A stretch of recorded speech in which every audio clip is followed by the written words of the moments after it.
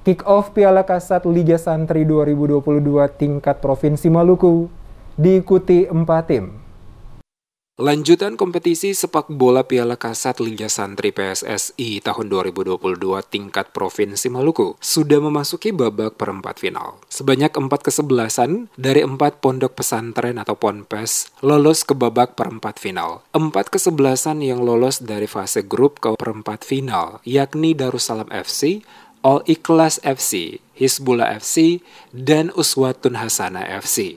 Kesebelasan yang menjuarai babak perempat final ini nantinya akan melaju ke babak final menghadapi wakil Provinsi Maluku Utara untuk merebut 1 tiket ke Senayan mewakili Kodam 16 Patimura. 4 tim terdiri dari wakil Kota Ambon, Maluku Tengah, Buru, dan Kota Tual tersebut akan melakoni 6 laga untuk merebut 1 tiket ke Senayan mewakili Korem 151 Binaya, Kodam 16 Patimura. Pertandingan babak perempat final ini dibuka dan Ram 151 Binaya Brigjen TNI Maulana Ridwan berlangsung di lapangan sepak bola Rindam Kodam 16 Patimura Desa Suli, Kecamatan Salahutu, Kabupaten Maluku Tengah pada hari Senin 22 Agustus. Pada pertandingan babak perempat final, Darussalam FC berhadapan dengan All Ikhlas FC. Sementara pertandingan kedua, Hizbullah FC bertemu Uswatun Hasanah FC. Panglima Kodam 16 Patimura, Maijen TNI Ruru Aris Setyawibawa dalam sambutan yang dibacakan dan Rem 151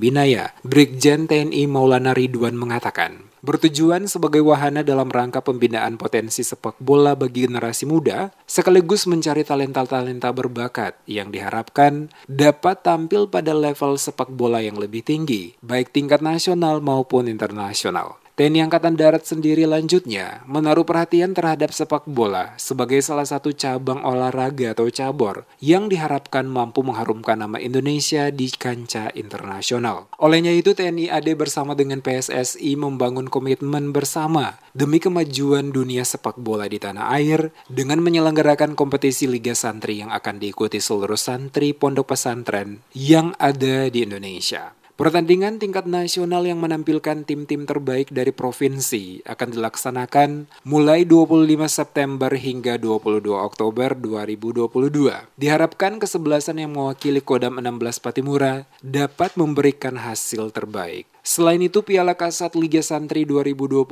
secara khusus sebagai wadah silaturahmi para santri seluruh Indonesia yang ada di 34 provinsi.